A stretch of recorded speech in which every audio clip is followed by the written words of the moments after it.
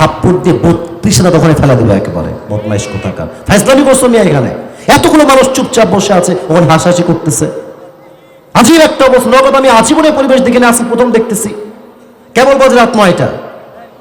ভালোবাসার মূল্য পায়ে হাত রেখে বললাম, এর চেয়ে আর কি বিনয় হবে বলুন আপনারা? পায়ে হাত রেখে বললাম। হাসতেছে ইচ্ছা মতো, তাফসীর করবো, হাসতেছে মানে।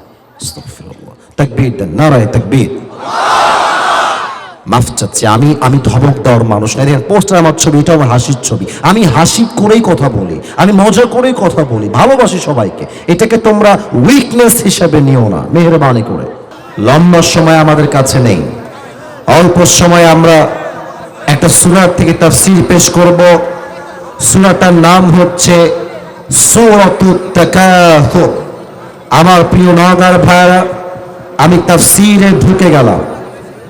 আমি সবাইকে বলবো, কেউ যদি তাফসীর চলাকালীন মাহফিল থেকে উঠে যায়, তার লুঙ্গিটা টান দিয়ে ধরে বসায় দিবেন। এই মাহফিলে আসা যাবে, বসা যাবে, ওয়াজ শোনা যাবে, উঠে যাওয়া যাবে না, ঠিক কিনা বলে? খবরদার, অল্প সময়ের জন্য এসেছি, কোনো বিশৃঙ্খলা দেখতে চাই না। আসুন আমরা কোরআন থেকে তাফসীর শুরু করি। বলেন সবাই, সূরাটার নাম হলো সূরাতুত তাকাসুর। বলেন সবাই, সূরাটার নাম। এটা নওগাঁর সাউন্ড হয় না, বড্ড বদনামের বিষয় হয়ে যাবে। সূরাটার নাম তাকাসুর। বলেন সবাই, সূরাটার নাম তাকাসুর। এটা 30 নম্বর পারায় রয়েছে। নওগাঁর ভাইরা কত নম্বর পারায় রয়েছে? 30 নম্বর পারা। মাশাআল্লাহ, তো আমি আমার ডিজায়ার্ড সাউন্ডটা পাচ্ছি, আমি আমার কাঙ্ক্ষিত উত্তর পাচ্ছি। এই সূরার আয়াত সংখ্যা হচ্ছে মোট 8টা। বলেন সবাই, কয়টা? এই সূরা এমন একটা সূরা, যে সূরাটা মাদানী চ্যাপ্টারে নাজিল হয় নাই, বরং এই সূরাকে মাক্কি চ্যাপ্টারে নাজিল করেছে একজন। আওয়াজ দিয়ে বলেন সবাই, তিনি কে? এত আস্তে কেন? বলেন সবাই, তিনি কে? এই সূরার কথা কে বলছে? কথা কে বলছে? এই যে হলুদ গেঞ্জি, না এটা খুবই বাজে লাগছে আমার কাছে। তোমরা মনে হয় আদব শেখো নাই। এই যে এখানে কয়েকজন কথা বলছো, আদব শেখো নাই তোমরা। আমি কোরআন থেকে কথা বলছি, আদব লাগবে। আদব ছাড়া তাফসীর হয় না। মেহেরবানি করে তোমাদের পায়ে আমার হাত। এর চেয়ে বেশি বিনয়ী আর হতে পারবো না। আমি অনেক অসুস্থ, অনেক বেশি। বললাম তো, জোহরের নামাজ, আসরের নামাজ বসে বসে পড়েছি ভাই। আর কেমনে বুঝাই? দাঁড়াবার শক্তি নাই, সারা দিন বিছানায় পড়ে আছি। মেহেরবানি করে এরকম আওয়াজ কইরেন না, বদনাম হবে। আমি তো একটু পরে উঠে চলে যাব, কি পাবেন মেসেজ? বুঝতে হবে তো, আওয়াজ করবেন না। আল্লাহ রাব্বুল আলামিন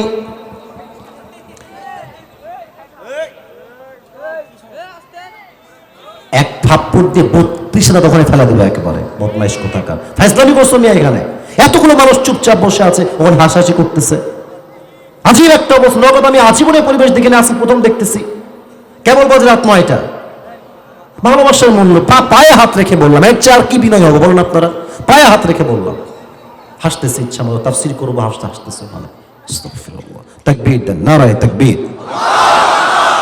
মাফ চাচ্ছি, আমি ধমক দেওয়ার মানুষ না। পোস্টার আমার ছবি, এটা আমার হাসির ছবি। আমি হাসি করেই কথা বলি, আমি মজা করেই কথা বলি, ভালোবাসি সবাইকে। এটাকে তোমরা উইকনেস হিসেবে নিও না, মেহেরবানি করে। আর কোনো সাউন্ড চাই না। এই ঠিক করে দাও, ঠিক করে দেবে ভাই, ঠিক করে দেবে। এই সূরার মূল বিষয়বস্তু হচ্ছে, on day we have to go back to our Lord. আমাদের সবাইকে একদিন ফিরে যেতে হবে একজন রবের কাছে। আওয়াজ দিয়ে বলেন সবাই, তিনি কে? আল্লাহর কাছে সবাইকে একদিন ফিরে যেতে হবে।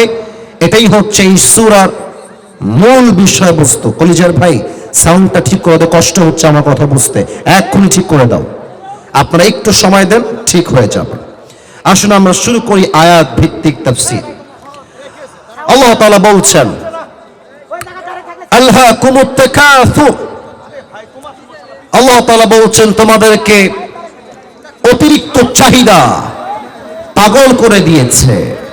তোমাদের মনের মধ্যে যে অনেক চাই, এই যে আশা, it has distracted you from the reality. It has distracted you from the akhirah. আরো চাই স্বভাবটা মানুষকে আখিরাত থেকে গাফেল করে দিয়েছে। এটাই হচ্ছে প্রথম আয়াতের তরজমা।